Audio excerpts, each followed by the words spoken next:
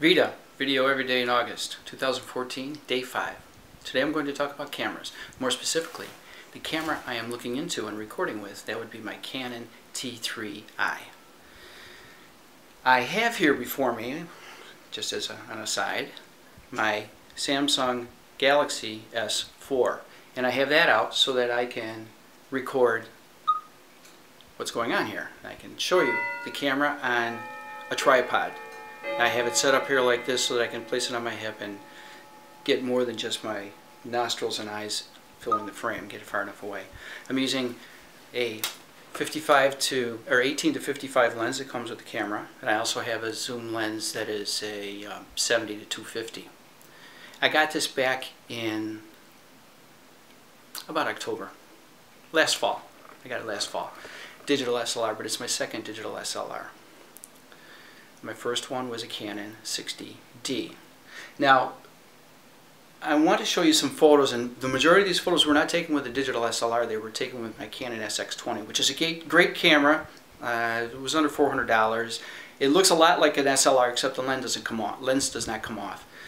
It's a 20x lens or zoom lens, and it works fantastic. Got some great prints with it, and yes, because I'm proud of my photos, I'm going to show them to you. They're printed on canvas. These are anyway. It's a series of photos of waterfalls at Watkins Glen State Park. And let me turn the nice thing about this camera is the monitor spins around in any direction. So I can kind of get behind it, I can be in front of it. And yes, it's very colorful there in the autumn, but it's a place that I go to for photos of waterfalls.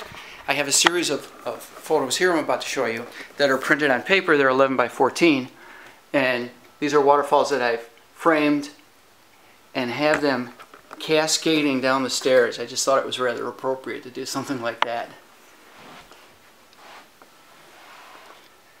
And as you can see, there are two more going down there, and there is one in the kitchen here that I could show you. Right there. Yeah, and plus this big one here, 36 by 20. So I used that SX20 for many years. Great photos with it. Bonnie still uses it, and I will occasionally use it if I want to take a nice camera out in a kayak rather than taking this one. And I probably shouldn't even take the other one. I have one other canvas print that I want to show you, and this is the moon rising over Niagara Falls. And that's the Horseshoe Falls, and taken from the Canadian side of the river. And now we have one more print. It's a black and white that I took in 1980. Yes, I've been doing SLR photography since the late 70s. And that's this one right here. That is the Winter Garden, Niagara Falls. It was a building that went up in the 70s, and it 20 or 30 years, and they tore it down. Glass building, gardens inside. And this tower back here is actually the one at the very top. It's actually in Canada, a quarter-mile away. It's across the river. And I took that photo and I submitted it to a contest that was sponsored by Kodak and the newspapers across the country. At the time it was a Buffalo Courier Express, and your photos, if they were good enough, if they won, they would progress through rounds. I won, and it made it to the point where it was to be a finalist in Rochester.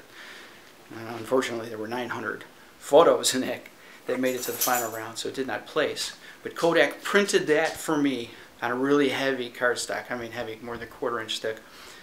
And plus I won some money along the way in some rounds, so that was pretty cool.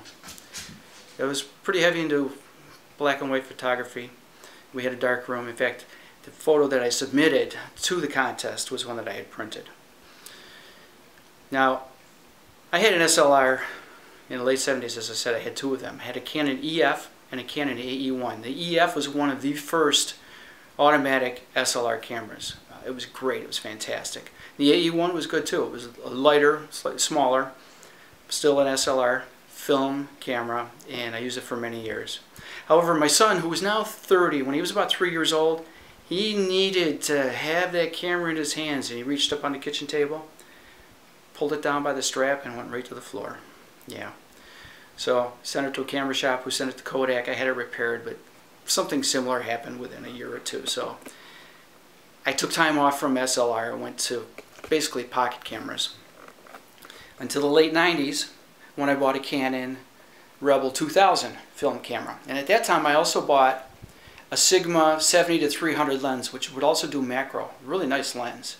Well, I had this camera for about 2 months when I remembered that lens, and I got it out, and it turns out all the electrical contacts are the same, so it works great on this camera. So I actually use that zoom lens more than I use the 70-250 that I bought for it.